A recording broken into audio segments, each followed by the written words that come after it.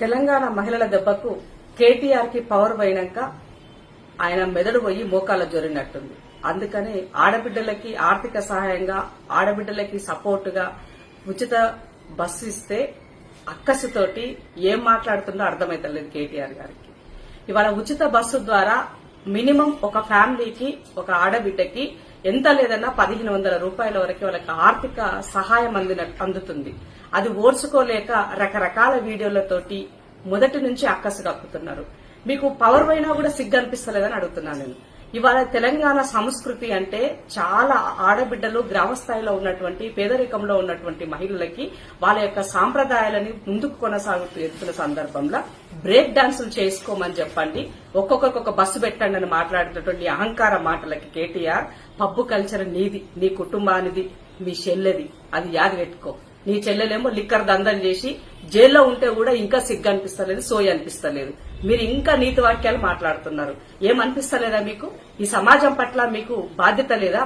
ఇవాళ ఆడబిడ్డలంటే అంత చులకనా మీకు అని అడుగుతున్నాను నేను. మహిళల ఆర్థికంగా ఎన్నడన్నా ఆలోచించినవా? ఒక్కనాడన్నా ఆడబిడ్డలకు ఇవ్వాల్సినటువంటి వాళ్ళకి ఇవ్వాల్సిన ఆర్థిక సహాయం పట్ల ఏనాడన్నా ప్రోత్సహించినవా? చెయ్యలే.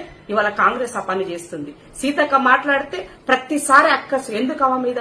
ఆమెను అసలు మామూలు ఓర్చుకోలేకపోతున్నారు. ఒక కామన్ మహిళ ఇవాళ ఆడబిడ్డల కోసము ఒక ఆమె శాఖలో ఉన్నటువంటి ఒక మంత్రిత్వగా అంటే ఎంత చేయాలో అంతకన్నా ఎక్కువగా ఇవాళ ఆడబిడ్డల కోసం ఆమె తాపత్రయపడుతుంది. ఆమెను ఉద్దేశించి రకరకాలుగా నీ సోషల్ మీడియాలో ట్రోల్ చేపిస్తున్నావు. షేమ్ అనిపిస్తలేదా మీకు?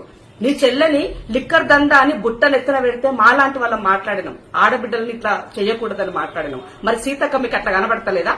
ఎందుకంత అక్కస్ నీకు? ఈ రాష్ట్రంలో ఉన్నటువంటి మహిళలకి ఇవాళ ఒక భద్రత దృష్ట్యా గాని, ఆర్థిక దృష్ట్యా గాని, సంరక్షణ దృష్ట్యా గాని ఇవాళ ప్రజాపాలన సర్కార్ ఇవాళ కట్టుబడి ఉన్నది కాబట్టి వాళ్ళకి ఇంకా చెయ్యాలన్నటువంటి ఒక తాపత్రయం మాలో ఉన్నది.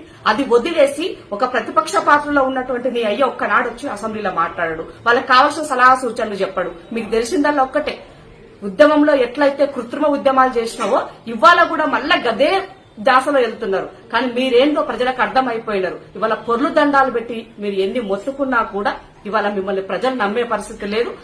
మీరు చివరికి గదే ఫామ్ హౌస్ కి కనీసం ఈసారి వాళ్ళు ఎమ్మెల్యే గెలిపించారు. రేపు ఈ పరిస్థితి ఉండదు, గుర్తుపెట్టుకోండి అని తెలియజేస్తుంది.